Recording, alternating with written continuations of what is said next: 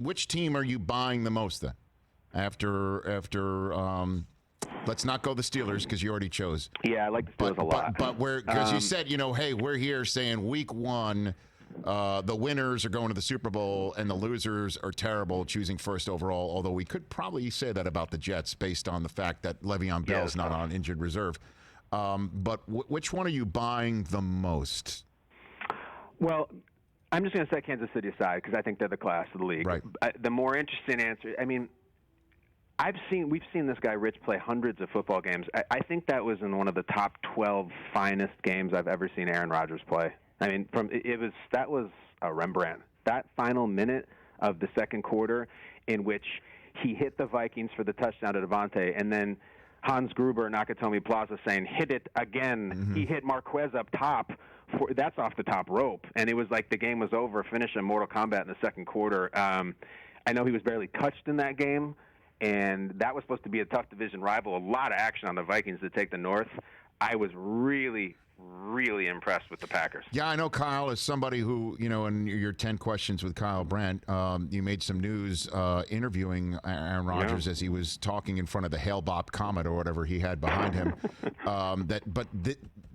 Knowing what you gleaned from him and what we were able to glean through your conversation with him and what we have placed together based on what we heard coming out of the draft, that was a statement-making piece of greatness out of him. Would you not agree? Or because, again, he's going to start, as you know him, chafing at he's pissed off by a Jordan Love narrative. He pays attention to narrative and pays attention to narratives is what I'm saying. And I think he will chafe at it eventually, but I think right now we could essentially say that was him coming out of the gate and the Vikings were his sort of Washington Generals in that scenario. Yeah, and I think we ain't saying nothing yet. Hey, Rich, we all were enraptured by The Last Dance, the Jordan Bulls documentary, and the dynamic of that last season when they knew the dance was over and they looked